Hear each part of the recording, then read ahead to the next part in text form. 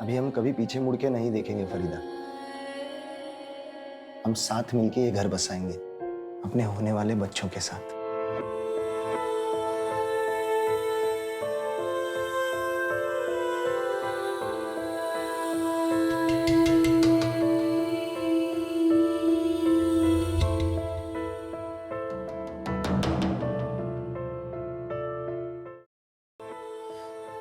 जो पिछले 12 सालों से मेरा कलेजा काट रहा है, क्यों देखे थे हमने वो सपने?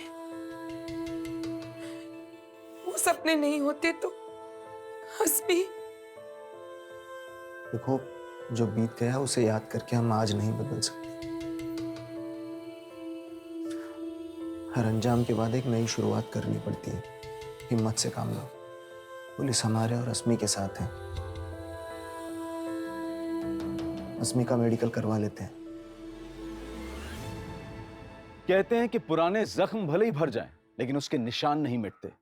और अस्मी के केस में भी उसके माता पिता फरीदा और कौशल के पुराने जख्मों के निशान पुलिस के सामने आने वाले थे।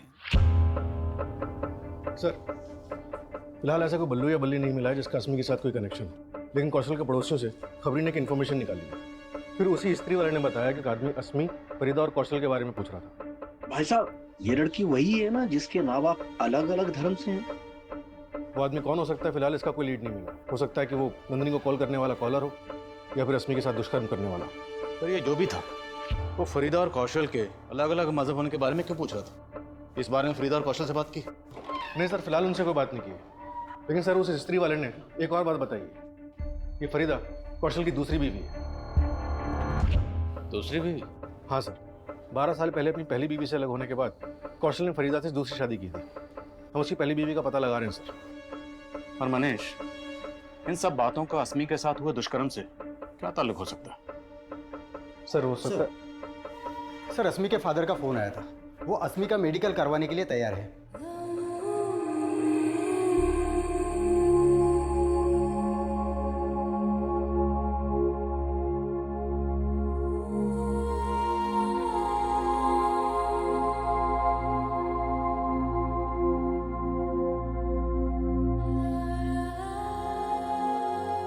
सर, अस्मी सेक्सुअली एक्टिव है, वो भी काफी लंबे टाइम से। बच्ची का इतने अरसे से शोषण हो रहा है और वो लगातार झूठ बोल रही है।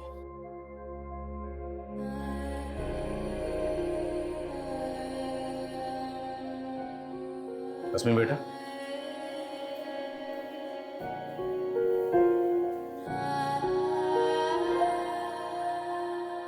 आपको बिल्कुल घबराने की जरूरत नहीं है। हम हैं ना आपके साथ। बिल्कुल डरने की जरूरत नहीं है आपको।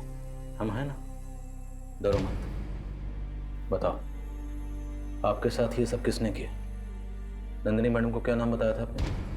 बल्लू या बल्ली, ऐसे कुछ नाम बताया था ना?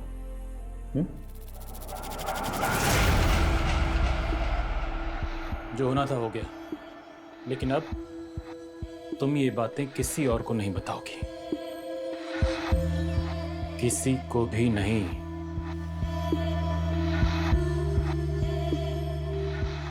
अस्मी, बेटा डरो मत। हमको बताओ, कौन है जिसने तेरे साथ? बोलो बेटा। बेटा, ऐसा कौन है वो जिसका नाम तो नहीं बता पा रही? बोल अस्मी, कौन है वो?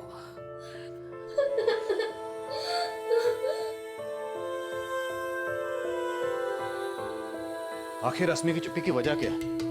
आपको कुछ तो अंदाजा होगा, किसी पर तो शक होगा आपको। साहब, कुछ समझ में नहीं आ रहा। कौन होगा जिसने हमारे बच्चे के साथ ये सब? आपके घर के बाहर जो गणेश है स्त्री वाला, कुछ दिन पहले वहां एक आदमी आपकी बेटी अस्मी के बारे में पूछ रहा था।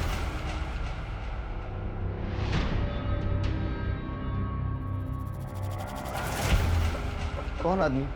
और ये तो गणेश भी नहीं जानता, लेकिन वो जो भी था, वो इतना जरूर जानता है कि शादी से पहले आपका और आपकी बीवी दोनों का मजहब अलग था।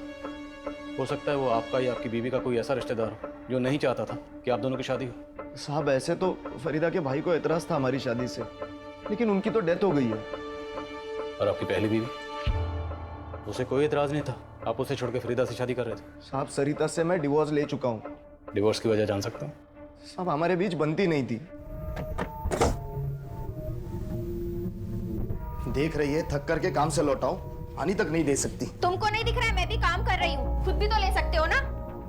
हाँ, चाय भी मैं ही बना लेता हूँ, रात का खाना भी बना लूंगा। हाँ तो ठीक है ना, बना लो, तुम्हारी बीवी हूँ, नौकरानी नहीं। क्या कहा तूने? बीवी? अरे बीवी कहलाती है लेकिन एक बच्चा नहीं दे सकती मुझे। तो आपकी पहली बीवी सरिता से डिवोर्स लेने की एक वजह यह भी थी कि उसे बच्चा नहीं हो रहा था। सबसे बड़ी वजह सरिता का स्वभाव था साहब, बहुत झगड़ालू थी वो। और ये 12 साल पहले की बात है साहब, इससे अस्मी के साथ जो है उससे क्या वास्ता? सर शायद कोई वास्ता हो। वो आदमी जिसके बारे में गणेश बता रहा था, हो सकता है कौशल की पहली बीवी के साथ उसका कोई ताल्लुक हो। उस आदमी को ढूंढना तो पड़ेगा, और उस कॉलर को भी जिसने काउंसलर नंदिनी को फोन किया था। वो वाकई अस्मी का शुभचिंतक है, जिससे शायद पता है कि अस्मी के साथ ये दुष्कर्म किसने किया था। सर लेकिन कॉलर को ढूंढने का कोई जरिया भी तो नजर नहीं आ रहा। मनीष, जरिया ढूंढना पड़ेगा, क्योंकि कोई एक बल्लू या बल्ली नहीं है, 25 से ज्यादा लोग हैं जिन्होंने बच्ची के साथ दुष्कर्म किया। और ये कोई भी हो सकता है, अस्मी के मोहल्ले, रिश्तेदारों में, स्कूल में से कोई भी हो सकता है। घुस जाओ और पता लगाओ सबका। मैं काउंसलर नंदिनी से मिलता हूँ, शायद उससे कोई क्लू मिले। सर उस दिन जब मैं अस्मी से बात कर रही थी, वो एक ऐसी चीज बोली जो बहुत अजीब था। क्या बोला उसने? पहले तो लगातार बोल रही थी इन सब चीजों में उसकी कोई गलती नहीं है, फिर बाद में अचानक से उसने एक चीज बोला, सारी गलती भगवान की है। भगवान की गलती? हाँ सर, मैंने कोशिश की ये जानने के लिए उसने ऐसा क्यों बोला, पर उसने कुछ नहीं बताया। एक मासूम बच्ची जिसके साथ 25 से ज्यादा लोग दुष्कर्म कर रहे थे, उस गलती को भगवान की गलती क्यों बोलेगी? सर पूछताछ में ये भी सामने आया कि अस्मी अक्सर एक मंदिर जाया करती थी। मंदिर? सर अस्मी के स्कूल में एक पियोन है जिसका नाम बल्लेश्वर है, और पता चला कि उसके घर वाले उसे बल्ली भी कहते हैं।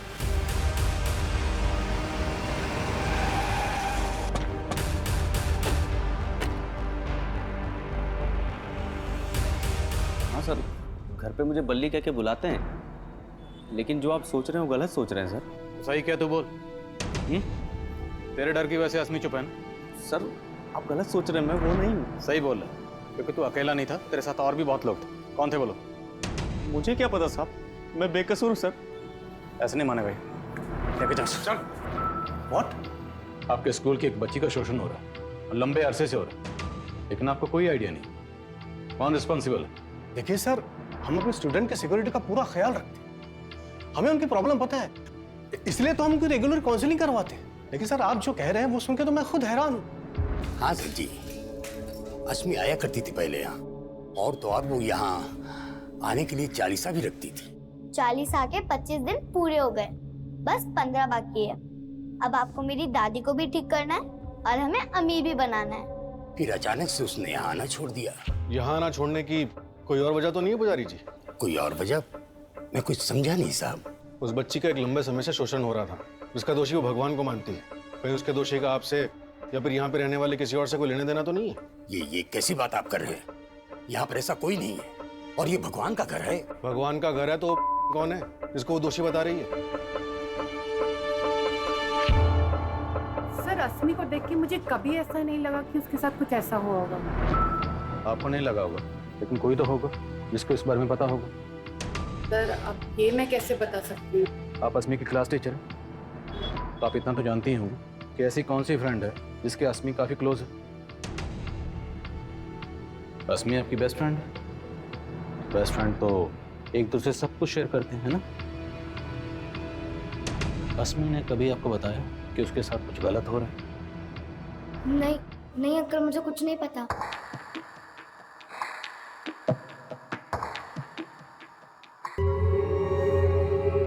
पूरे देश में हलचल का माहौल पैदा कर दिया था।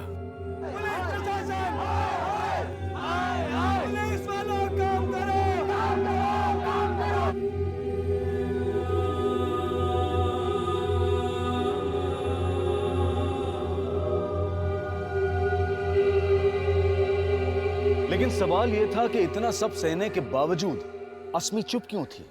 और वो कॉलर कौन था जिसको पुलिस अस्मी का शुभचिंतक मान रही थी? और अगर वो शुभचिंतक था तो फिर वो सामने क्यों नहीं आ रहा था? देखिए, अपना नाम तो मैं आपको नहीं बता सकता।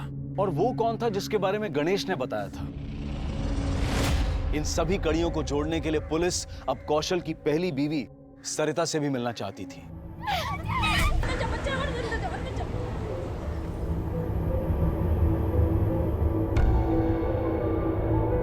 पिछले 12 साल से मैंने कौशल की शक्ल तक नहीं देखी और उसकी बीवी और बेटी से मेरा कोई लेना देना नहीं है। बच्चे ना होने की वजह से भी कौशल ने आपसे डिवोर्स लिया था।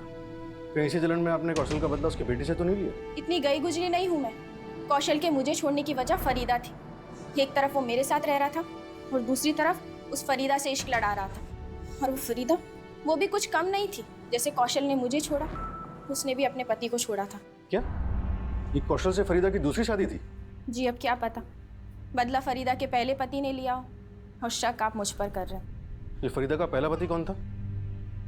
हाँ साहब, कौशल जी की तरह मैं भी अपने पहले रिश्ते से तंग आ गई थी। जुबेर मेरे साथ बहुत मारपीट करता था। भागने की कोशिश की ना तो तेरे पैर काट दूंगा मैं। पैर क्यों? गला ही काट दो ना। ज्यादा बोलेगी ना तो तेरा गला भी काट दूंगा मैं। तुम चाहे मेरा जो भी हासिल करो, लेकिन मुझे कौशल से निकाह करने से नहीं रोक पाओगे। कौशल से निकाह करेगी? कौशल से निकाह करेगी? कौशल से निकाह करेगी? बड़ी मुश्किल से मैंने जुबेर को छोड़ा। तो छोड़ने के बाद आप लोगों को कभी ऐसा नहीं लगा कि जुबेर इसका बदला ले सकता है? साहब 12 साल पुरानी बातें हैं। पर जुबेर आया था। हमने आपके घर के सामने जो इस्त्री वाला गणेश, उससे पूछा, उसने कंफर्म किया। हमने उसे जुबेर की फोटो दिखाई, उसने बताया कि यही वो शख्स है जो उससे पूछताछ कर रहा था। अब इतने सालों बाद जुबेर यहाँ क्यों आया होगा? और वो आपकी बेटी अस्मी, उसके बारे में क्यों पूछ रहा था? साहब मुझे नहीं मालूम गणेश ने उसको कब देखा, लेकिन मैंने आखिरी बार जुबेर को करीब साल भर पहले देखा था, जब मैं अस्मी के साथ मार्केट से लौट रही थी। लेकिन मैं उसे नजरअंदाज करके चली गई। उसके बाद मैंने जुबेर को कभी नहीं देखा।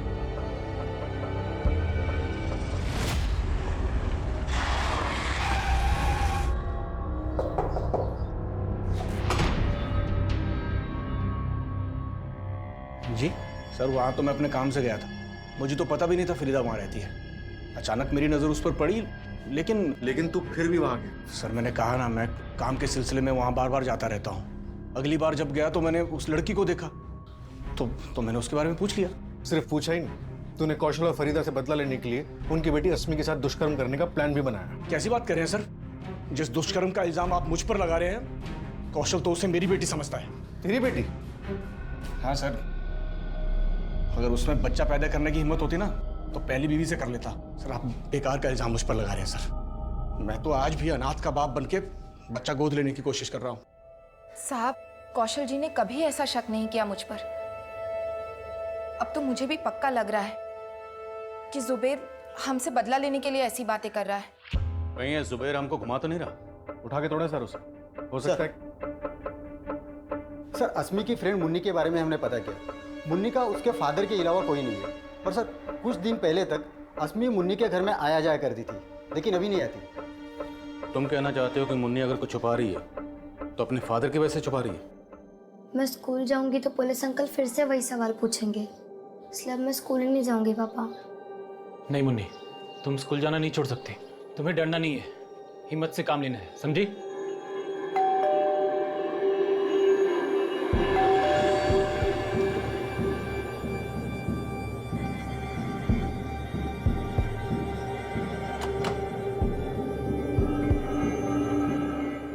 सर मुन्नी ऐसा कुछ भी नहीं जानती जैसा कि आप सोच रहे हैं। आप बेकार बच्ची को परेशान करेंगे सर, प्लीज सर। हम बच्ची को परेशान नहीं करेंगे, तुमसे पूछेंगे मुन्नी क्या जानती है। क्या मतलब सर? बच्ची के दुष्कर्म का केस, और वो बच्ची यहाँ अक्सर आती जाती थी, तो तुम पर भी शक करेंगे ना? क्या बोल रहे सर आप? कैसी बात कर रहे हैं सर? मैंने खुद वो काउंसलर मैडम को अस्मी के बारे में बताया। तो काउंसलर को फोन तुमने किया था? आप नंदिनी स्वर्णा मैडम बोल रही है ना?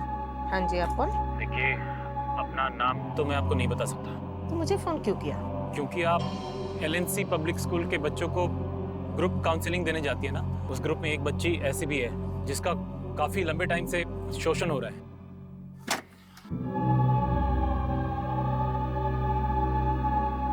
मैंने जानबूझ के अपना नाम नहीं बताया था क्योंकि मुझे लगा वो सब बातें उठेंगी तो फिर मुन्नी को भी आपके सवालों के जवाब देने होंगे सर। इसका बुरा असर पड़ता उस पर। मैं मैं नहीं चाहता था सर। तो तुम्हें ये सब बातें किसने बताई? मुन्नी ने? हाँ सर, अस्मी ने सिर्फ मुन्नी को ही वो सारी बातें बताई थी। अंकल, रश्मि मेरी बेस्ट फ्रेंड है, लेकिन एक बार मेरी उससे खट्टी हो गई थी। मुन्नी, देख कितने सुंदर जूते हैं। वाह, कितने सुंदर हैं। इसका कलर भी बहुत अच्छा है। तेरे पापा ने दिलवाए? तो फिर सीक्रेट है, मत बता। अब मैं तुझसे तभी बात करूंगी जब मेरे भी पैरों में ऐसे जूते होंगे। मेरे पापा दिलवाएंगे मुझे।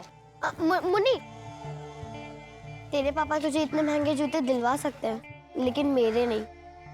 मंदिर के बाहर मिले थे, मन किया कि एक बार पहन लूं, तो पहन के आ गई। तूने चोरी की? मेरे पापा कहते हैं जो बच्चे चोरी करें उनसे दोस्ती मत करना। मुन्नी, मुन्नी! मैंने जब उससे बात करना बंद किया तो उसको बहुत दुख हुआ। तेरी बारी। मुन्नी, मुन्नी, मुन्नी, प्लीज मुझे माफ कर दे। मुझसे कट्टी मत हो। तेरे अलावा मेरा और कोई दोस्त नहीं है। अगर तू मुझे अपना दोस्त मानती है तो प्रॉमिस कर, आज के बाद ना तो चोरी करेगी और ना ही झूठ बोलेगी। प्रॉमिस।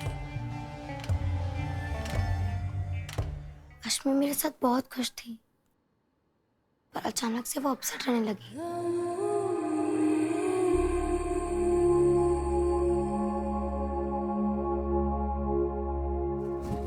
आसमी, तूने तो बोला था तू मेरी बेस्ट फ्रेंड है, और तू तो आजकल मेरे साथ खेलती भी नहीं है। अगर मैं खेलती हूँ तो मुझे दर्द होता है। दर्द होता है? कहाँ? तूने प्रॉमिस किया था कि तू मुझसे कभी भी झूठ नहीं बोलेगी। बोलना, कहाँ दर्द होता है? फिर अस्मी ने अपनी तकलीफ के बारे में मुन्नी को बताया और मुन्नी ने मुझे बताया। सर, पहले तो समझ में नहीं आया मैं अस्मी की मदद कैसे करूं। फिर मुझे ध्यान आया कि नंदिनी जी तो उसी स्कूल में काउंसलिंग के लिए रेगुलरली जाती है, इसलिए सर मैंने उनको फोन करना ठीक समझा। मुन्नी, आप और अस्मी बेस्ट फ्रेंड है ना? तो बेस्ट फ्रेंड तो एक दूसरे से झूठ नहीं बोलते, है ना? तो आप हमारे लिए अस्मी से एक बार फिर से पूछोगे कि उसे तकलीफ किसने दी, कौन थे वो लोग?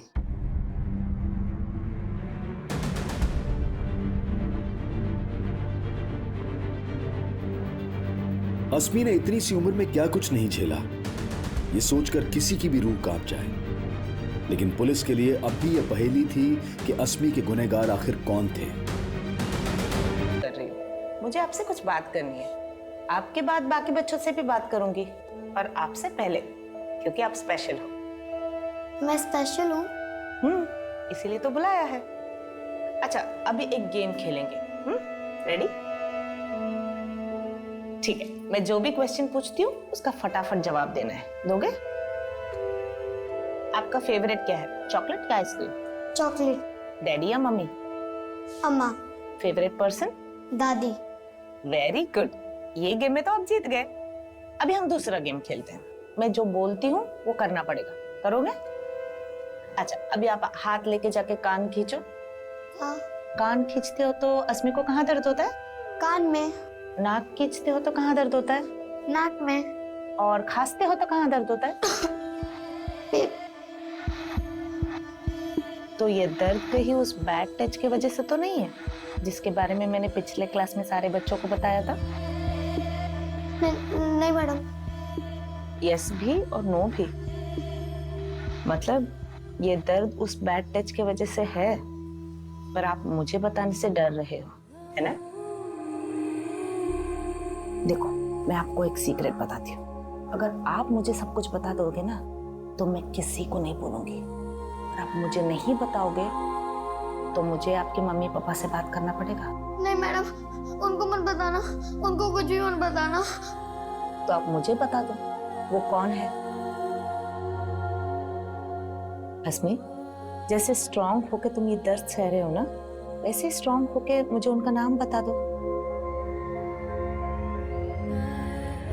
नहीं तो मैं जाके बल्लू बली, बल्लू बली अंकल। कौन है ये अंकल? कब से परेशान कर रहे तुम्हें?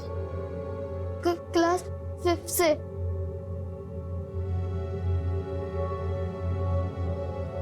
कहाँ रहते? मुझे नहीं पता, दूसरे अंकल को पता है। दूसरे अंकल?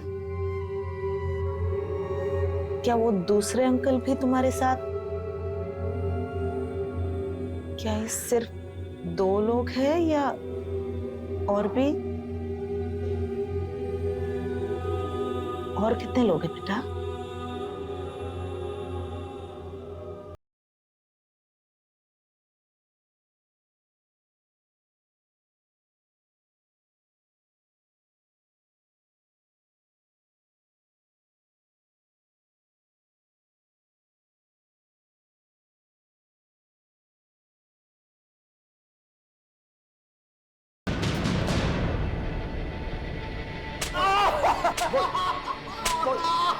साहब, बल्लू एक ही है साहब, और वो रोज आता था। बल्ली नाम का तो कोई भी नहीं है। नहीं साहब, साहब नहीं साहब, साहब साहब साहब अशफाक सेठ की गलती है साहब, साहब उसी ने मेरी बुद्धि खराब की। अच्छा खासा कंडक्टर का काम करता था, बोला स्टेट एजेंट बन के दुगना कमाऊंगा, और फिर मुझे पाई पाई के लिए मोहताज कर दिया उसने। सेठ 4 महीने हो गए, एक पैसे की आमदनी नहीं है, कुछ भी नहीं रहा मेरे पास। कौशल की पूरी कमाई कमीशन पे थी साहब, एक भी सौदा नहीं करवा पाता था। हालत इतनी खराब थी साहब कि घर पे खाने के लिए नहीं होता था। ये लो, खा लो, और अपने अशफाक सेठ को भी बुला लो दावत पर। पैसा तो चाहिए ना साहब, लेकिन पैसा देने के बजाय वो अपना उधार वसूलने के लिए मेरे घर पे आके हंगामा करता था। पहले कौशल की नौकरी छुड़वा दी, फिर उससे मजदूरी कराकर उस पर उधार चढ़ा दिया, और अब वही वसूलने आ गए हो। एक पैसा नहीं देगा कौशल तुम्हें। निकल जाओ यहाँ से। निकल जाऊंगा और तुमसे पैसा भी नहीं मांगूंगा, लेकिन उसके बदले में तुम्हें भी मुझे कुछ देना होगा। साहब, जब मैंने कौशल को अशफाक की नीयत के बारे में बताया तो वो ऐसे निकले थे जैसे उसे मार ही डालेंगे। तू सेठ होगा इस दुकान का, लेकिन मेरी बीवी से ऐसे बोलेगा तो तेरा थोबड़ा बिगाड़ दूंगा मैं। अरे तू अपनी किस्मत बिगाड़ रहा है।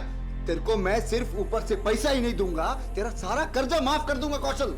गए थे मेरी आबरू का बदला लेने, लेकिन खुद बिक गए। आप ऐसा बोलेंगे, मैं कभी सपने में भी नहीं सोच सकती थी। सपने मैंने भी बड़े बड़े देखे थे फरीदा, पर अब खाने के लाले पड़े, और ऊपर से माँ की दवाई का खर्चा। अरे तो हाथ पैर सलामत है ना आपके, कोई और काम क्यों नहीं ढूंढ लेते आप? अरे कोई और काम कैसे ढूंढूं मैं? उन्होंने खुद से हार मान ली थी और मैं उनसे हार गई। मुझे मजबूर कर दिया था साहब। आए दिन मुझे अशफाक के पास जाना पड़ता था, और कौशल ने धीरे धीरे मेरे अपमान में ही अपनी आराम की जिंदगी ढूंढ ली थी। और जब अशफाक का मन मुझसे भर गया तो वो... अगर तेरे को 5000 चाहिए ना, अपनी बेटी को भेज देना। मैं इसके खिलाफ थी, लेकिन फिर हार गई। उस राक्षस के पास भेजने के लिए कौशल अस्मी को भी हमारी गरीबी का वास्ता देने लगा साहब। बेटा, तू रोज भगवान से यही मांगती है ना कि दादी ठीक हो जाए और हम अमीर बन जाए। हाँ, तो देखो, तुम हमारी इकलौती औलाद हो, और तुम्हारा फर्ज है कि तुम भी घर खर्च में और दादी की दवाइयों के खर्चों में हमारा हाथ बटाओ। लेकिन पापा, मैं हाथ कैसे बटा सकती हूँ? बताता हूँ।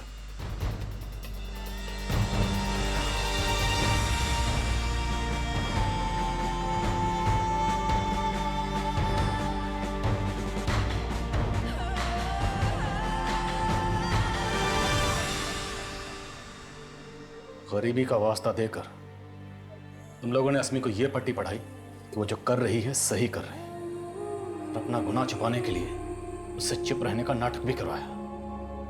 पर तुम्हें यह अंदाजा नहीं था कि अस्मी का दर्द बांटने वाली उसकी सहेली भी है, मुन्नी, जिसको अस्मी ने सब कुछ बता दी। उस मासूम बच्ची के जहन में तुमने जो उल्टी सीख भरी, उसे मिटाना कितना मुश्किल होगा इसका अंदाजा है तुम्हें? तुम मां हो ना उसकी, दोनों ने मिलकर उस बच्ची की जिंदगी बर्बाद कर दी।